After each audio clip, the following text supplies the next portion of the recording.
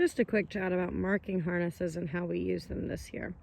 This can be really helpful if you start out with sheep, because during lambing season it is pretty difficult sometimes to tell if she's about to give birth. They do bag up, meaning that their udder becomes engorged, but there's a lot of variation in when different ewes bag up relative to when they're going to give birth. So we used marking harnesses this year. So if you look at the ram, there's something strapped to him.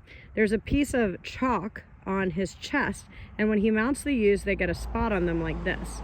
Ewes cycle every 17 or 18 days. So for the first cycle this year, he had red, and all the ewes that are marked red were marked by him the first cycle. Now, if I get this ewe to turn around, Cinnamon, her name is Cinnamon, you may see that her butt is purple. Or she's just not going to be scared today. She's not going to turn around, but you can see it. So he's wearing purple this cycle. So after 17 days, we switched his marking harness to purple, and she was marked a second time. What that essentially meant is that she was not bred the first time she was marked. She cycled again. Rams generally won't mount unless a ewe is cycling, or they won't stand and take it. Even if a ram is feeling hardy and he wants to mount, the ewe is not going to cooperate with him unless she's in heat typically. So the fact that Cinnamon got marked red and then purple means that she didn't take the first time. She wasn't actually bred. And like clockwork, the purple mark happened about 17 days exactly after the red mark. And that has stood true for our other sheep in the field that have been remarked this year. This is very useful because gestation for this breed is about 152 days. And if we pay attention and notice the day that each of these ewes was marked, I can get on a calendar, shoot out about 152 days, and approximately know when they're going to give birth. Now, before this might have been a guessing game because Juniper, for instance, hasn't been remarked. So it's possible she was bred the first time. So before, we would have just been putting the ram in, knowing that for the couple months he was in, the ewes could have been cycling at any time and could have given birth at any time 5 months later within like a 2-month range. And that's very hard to monitor for.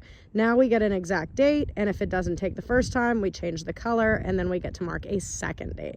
So it's really helpful to us. So we're going to have a very clear calendar and know within like the 7-day variation of birth times which ewes to pay attention to and have in a warm, safe, clean area ready to give birth, so that we are giving attention to the right ewes at the right time.